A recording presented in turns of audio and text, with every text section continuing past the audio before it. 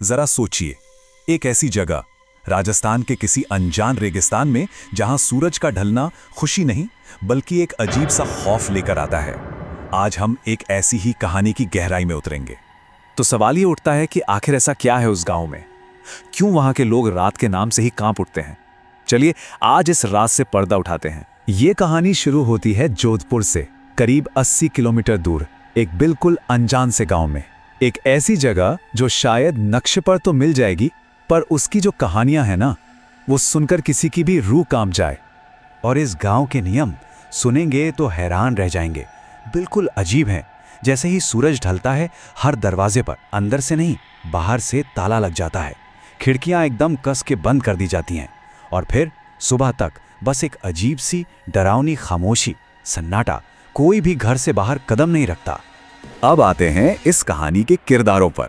एक है नरेटर जो ये कहानी सुना रहा है, और उसका दोस्त रोहन। रोहन जो है वो एक डॉक्यूमेंट्री फिल्म मेकर है, और उनके साथ है एक लोकल गाइड, वही शख्स जो उन्हें इस अजीबोगरीब गांव तक ले जाने वाला है। तो उनका जो सफर था ना, उसका एक बड़ा ही सख्त टाइम टेबल था। सुबह ठीक 6 बजे जोधपुर से निकलना है, 9 बजे तक उस गांव में पहुंचना है, और सबसे जरूरी बात, शाम 5 बजे से पहले वहां से हर हाल में निकल जाना है। उनके गाइड करीम काका इस डेडलाइन को लेकर बहुत ही ज्यादा सीरियस थे। और बस यहीं से कहानी में टेंशन बढ़ना शुरू हो जाता है। करीम काका ने उन्हें एकदम साफ लफ्जों में चेतावनी दी थी। वो जगह अच्छी नहीं है। उनकी आवाज में एक अजीब सा डर था, एक हिचकिचाहट थी जो साफ इशारा कर रही थी कि आगे कोई बड़ा खतरा है। चलिए अब उस गांव के काले अतीत में झांकते हैं। गांव में उनकी मुलाकात एक बुजुर्ग औरत से हुई, और उसी ने उन्हें वो कहानी सुनाई जो उस जगह पर मंडराते हुए खौफ की असली जड़ थी। ये कहानी है भूरा नाम के एक आदमी की। कहते हैं बहुत भला इंसान था, लेकिन उसी के गांव वालों ने उसे धोखा दिया, उसकी हत्या कर दी, और उसे ठीक से दफनाया तक नहीं, बस रेत में यूं ही छोड़ दिया। और बस वहीं से उस गांव पर लग गया एक अभिशाप। अब उसकी आत्मा इंसाफ नहीं, बदला चाहती है। और श्राप बिल्कुल साफ है, सीधा साधा हिसाब। हर रात ठीक 8 बजे से सुबह 6 बजे तक भूरा की आत्मा गांव की गलियों में घूमती है, और अगर गलती से भी कोई उसे बाहर दिख गया ना, तो समझ लो वो अगले दिन का सूरज नहीं देख पाएगा। और यही वो पल है जहां कहानी एक बहुत ही खतरनाक मोड़ ले लेती है। इतनी सारी चेतावनियों के बावजूद उनके बीच एक बहस शुरू हो जाती है। एक ऐसी बहस जो उनकी किस्मत को उस रात के लिए उसी गांव में कैद कर देती है। देखिए, एक तरफ था रोहन, फिल्म मेकर। उसको लग रहा था यार ये तो सब कहानियां हैं लोगों को डराने के लिए, और मेरी डॉक्यूमेंट्री के लिए इससे बेहतरीन फुटेज और क्या होगी। लेकिन दूसरी तरफ था नैरेटर, जिसे उस बुजुर्ग औरत की आवाज का डर, उसकी आंखों का खौफ बिल्कुल सच लग रहा था। वो कह रहा था नहीं, ये आइडिया बहुत बुरा है, हमें एक गाइड की बात मान लेनी चाहिए। और इस बहस के बीच में करीम काका ने कुछ ऐसा कहा जिससे सबके रोंगटे खड़े हो गए। उसने बताया, मेरा भाई भी, वो भी इन सब बातों पर यकीन नहीं करता था। उसकी लाश मिली थी रेत में, उसका चेहरा जला हुआ था।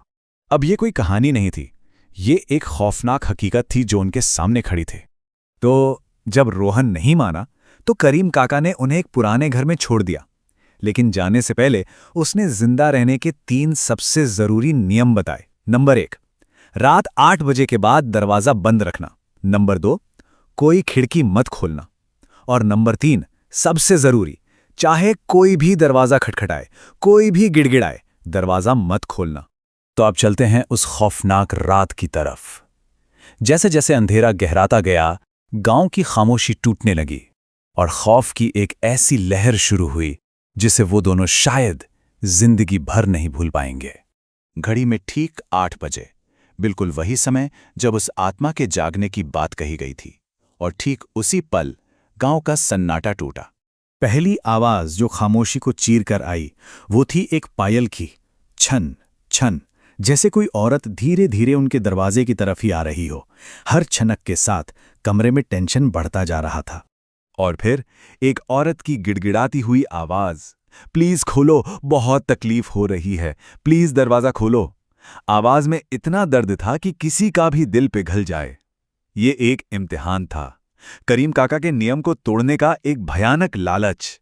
रोहन से रहा नहीं गया। उसने हिम्मत करके दरवाजे के पीप होल से झांका और जो उसने देखा उसके होश उड़ गए। उसकी चीख निकलते निकलते बची। बाहर बाहर कोई औरत नहीं थी। बाहर कुछ ऐसा था जिसका जिसका कोई चेहरा ही नहीं था यार।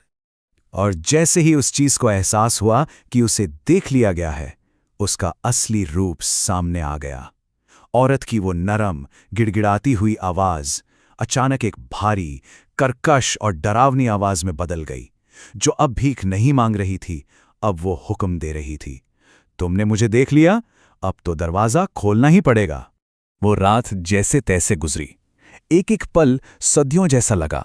फिर सुबह की पहली किरण आई और लगा जैसे एक नई जिंदगी मिली हो। लेकिन रात का खौफ अपने पीछे कुछ ऐसे सबूत छोड़ गया था जो साबित कर रहे थे कि ये कोई बुरा सपना नहीं था। जब उन्होंने दरवाजा खोला तो उस पर गहरे काले खरोच के निशान थे। ऐसे निशान जो किसी इंसान के हो ही नहीं सकते। बिल्कुल वैसे जैसे किसी जंगली जानवर ने अपने तेज पंजों से दरवाजे को नोचने की कोशिश की हो। ये पक्का सबूत था कि रात को जो भी हुआ वो सब कुछ सच था। सुबह जब करीम काका उन्हें लेने आया तो दरवाजे की हालत देखकर उसने बस इतना कहा, तुम लोग बहुत किस्मत वाले हो, बहुत कम लोग उस रात से जिंदा बाहर आते हैं। उसके शब्दों ने इस बात पर मोहर लगा दी थी कि वो दोनों सच में मौत के मुंह से बचकर निकले थे। तो आखिर में ये कहानी एक सवाल छोड़ जाती है। शायद कुछ दरवाजे हमेशा बंद ही रहने चाहिए, क्योंकि हम कभी नहीं जानते कि उनके दूसरी तरफ आखिर क्या इंतजार कर रहा है। पर सोचिए, अगर आधी रात को किसी के दरवाजे पर ऐसी ही दस्तक हो तो क्या उसे खोलना चाहिए?